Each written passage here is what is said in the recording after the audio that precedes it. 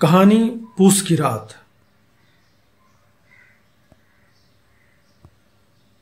हल्कू ने आकर स्त्री से कहा, सहना आया है, लाओ जो रुपए रखे हैं उसे दे दूं, किसी तरह गला तो छूटे। मुन्नी झाड़ू लगा रही थी, पीछे फिरकर बोली, 3 ही रुपए हैं, दे दोगे तो कम्बल कहां से आवेगा? अरे माघ पूस की रात हार में कैसे कटेगी? उसे कह दो फसल पर दे देंगे, अभी नहीं है। हल्कू एक क्षण अनिश्चित दशा में खड़ा रहा। पूस सिर पर आ गया। कंबल के बिना हार में रात को वह किसी तरह सो नहीं सकता, मगर सहना मानेगा नहीं, घुड़कियां जमावेगा, गालियां देगा। बला से जाड़ों में मरेंगे, बला तो सिर से टल जाएगी। यह सोचता हुआ वह अपना भारी भरकम डिल लिए हुए स्त्री के समीप आ गया और खुशामद करके बोला, दे दे, अरे गला तो छूटे, कंबल के लिए कोई दूसरा उपाय सोचूंगा। मुन्नी उसके पास से दूर हट गई और आंखें तररती हुई बोली, कर चुके दूसरा उपाय? जरा सुनूं तो कौन सा उपाय करोगे? अरे कोई खैरात दे देगा कम्बल, न जाने कितनी बाकी है जो किसी तरह चुकने ही नहीं आती है। मैं कहती हूं तुम क्यों नहीं खेती छोड़ देते, मर मर कर काम करो, उपज हो तो बाकी दे दो। चलो छुट्टी हुई, बाकी चुकाने के लिए ही तो हमारा जन्म हुआ है। पेट के लिए मजूरी करो, ऐसी खेती से बाज आए। मैं रुपए ना दूंगी, ना दूंगी, ना दूंगी। हल्कू उदास होकर बोला, तो क्या गाली खाऊं? मुन्नी ने तड़प कर कहा, गाली क्यों देगा? अरे क्या उसका राज है? मगर यह कहने के साथ ही उसकी तनी हुई भवें ढीली पड़ गई। हल्कू के उस वाक्य में जो कठोर सत्य था वह मानो एक भीषण जंतु की भांति उसे घूर रहा था। उसने जाकर आले पर से रुपए निकाले और लाकर हल्कू के हाथ में रख दिए। फिर बोली, तुम छोड़ दो अब की ये खेती, मजूरी में सुख से एक रोटी तो खाने को मिलेगी। अरे किसी की धौंस तो ना रहेगी। अच्छी खेती है, मजूरी करके लाओ, वह भी उसी में झोंक दो, उस पर धौंस। हल्कू न रुपए लिए और इस तरह बाहर चला, मानो अपना हृदय निकाल कर देने जा रहा हो। उसने मजूरी से एक एक पैसे काटकर 3 रुपए कंबल के लिए जमा किए थे। वह आज निकाले जा रहा था। एक एक पग के साथ उसका मस्तक पानी दीनता के भार से दबा जा रहा था। पूस की अंधेरी रात, आकाश पर तारे भी ठिठुरते हुए मालूम होते थे। हल्कू अपने खेत के किनारे ऊख के पत्तों की एक छतरी के नीचे बांस के खटाले पर अपनी पुरानी गाढ़े की चादर ओढ़ करके पड़ा कांप रहा था। खाट के नीचे उसका संगी कुत्ता जबरा पेट में मुंह डाले सर्दी से कूं कूं कर रहा था। 2 में से एक को भी नींद नहीं आ रही थी। हल्कू ने घुटनियों को गर्दन में चिपकाते हुए कहा, क्यों जबरा, जाड़ा लगता है? अरे कहता तो था घर में पुआल पर लेटे रहो, तो यहां क्या लेने आए थे? अब खाओ ठंड, अब मैं क्या करूं? जानते थे मैं यहां हलवा पूरी खाने आ रहा हूं, दौड़े दौड़े आगे आगे चले आए, अब रो नानी के नाम को। जबरा ने पड़े पड़े दुम हिलाई और अपनी कूकू को दीर्घ बनाता हुआ कहा, कल से मत आना मेरे साथ, नहीं तो ठंडे हो जाओगे। ये रांड पछुआ न जाने कहां से बर्फ लिया आ रही है। उठूं फिर एक चिलम भरूं, किसी तरह रात तो कटे। 8 चिलम तो पी चुका। यह खेती का मजा है। और एक भगवान ऐसे पड़े हैं जिनके पास जाड़ा आए तो गर्मी से घबरा कर भाग जाए। मोटे मोटे गद्दे, लिहाफ, कंबल, मजाल है जाड़े का गुजारा हो जाए। जगदीर की खूबी, मजूरी हम करें, मजा दूसरे लूटे। हल्कू उठा, गड्ढे में से जरा सी आग निकालकर चीलम भरी। जबरा भी उठकर बैठ गया।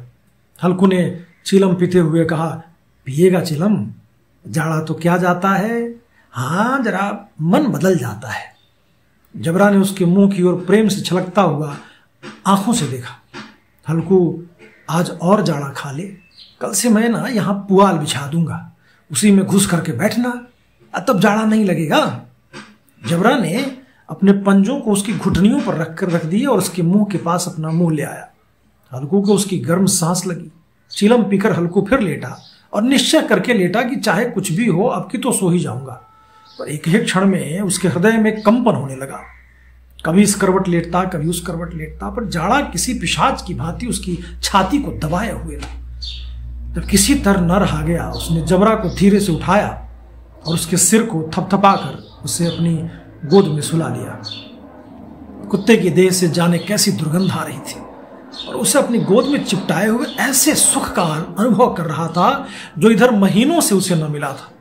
जबरा शायद ये समझ रहा था कि स्वर्ग यही है, और हल्कू की पवित्र आत्मा में तो उस कुत्ते के प्रति घृणा की गंध तक न थी।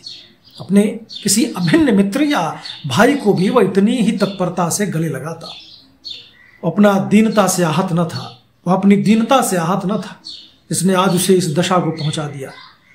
नहीं, इस अनोखी मैत्री ने जैसे उसकी आत्मा के सब द्वार खोल दिए थे और उनका एक एक अणु प्रकाश के से चमक रहा था। सहसा जबरा ने किसी जानवर की आहट पाई। इस विशेष आत्मीयता ने उसमें एक नई स्फूर्ति पैदा कर दी थी, जो हवा के ठंडे झोंकों को तुच्छ समझती थी। वह झपट कर उठा और छपरी से बाहर आकर भौंकने लगा। हल्कू ने उसे कई बार चुमकार कर बुलाया, पर वो उसके पास न आया। हार में चारों तरफ दौड़ दौड़ कर भौंकता रहा। एक क्षण के लिए आ भी जाता तो तुरंत ही फिर दौड़ जाता। कर्तव्य उसके हृदय में अरमान की भांति छलक रहा था। 1 घंटा और गुजर गया। रात ने शीत को हवा से धधकाना शुरू किया। हल्कू उठ बैठा और दोनों घुटनों को छाती से मिलाकर सिर को उसमें छिपा लिया। फिर भी ठंड कम न हुई। ऐसा जान पड़ता था सारा रक्त जम गया हो। धमनियों में रक्त की जगह हिम बह रही है। उसने झुककर आकाश की ओर देखा। अभी कितनी रात बाकी है। सप्तर्षि कभी आकाश में आधे भी नहीं चढ़े। ऊपर आ जाएंगे तब कहीं सवेरा होगा। अभी पहर से ऊपर रात है। हल्कू के खेत से कोई एक गोली के टप्पे पर आमों का एक बाग था। पतझड़ शुरू हो गई थी। बाग में पत्तियों का ढेर लगा था। हल्कू ने सोचा चलकर पत्तियां बटोरूं और उन्हें जलाकर खूब तापूं। रात को कोई मुझे पत्तियां बटोरते देखे तो समझे कोई भूत है। कौन जाने कोई जानवर ही छिपा बैठा हो, मगर अब तो बैठे नहीं रहा जाता। उसने पास के अरहर के खेत में जाकर कई पौधे उखाड़ लिए और उनका एक झाड़ू बनाकर हाथ में सुलगता हुआ उपला लिए बगीचे की तरफ चल पड़ा। जबरा ने उसे आते देखा, पास आया और दुम हिलाने लगा। हल्कू ने कहा, अब तो नहीं रहा जाता जबरू, चलो बगीचे में पत्तियां बटोरते हैं और उसी को तापेंगे। टांटे हो जाएंगे तो फिर आकर सो जाएंगे। अभी तो बहुत रात है। जबरा ने कूं कूं करके सहमति प्रकट की और आगे बगीचे की ओर चल पड़ा। बगीचे में खूब अंधेरा छाया हुआ था और अंधकार में निर्दय पवन पत्तियों को कुचलता हुआ चला जाता था। वृक्षों से ओस की बूंदें टप टप नीचे टपक रही थी। एकाएक एक झोंका मेहंदी के फूलों की खुशबू लिए हुए आया। हल्कू ने कहा, कैसी आई, अच्छी महक आई है जबरू, तुम्हारी नाक में भी तो सुगंध आ रही है। जबरा को कहीं जमीन पर एक हड्डी पड़ी मिल गई, उसे चिचोड़ रहा था। हल्कू ने आग जमीन पर रख दी और पत्तियों को बटोरने लगा।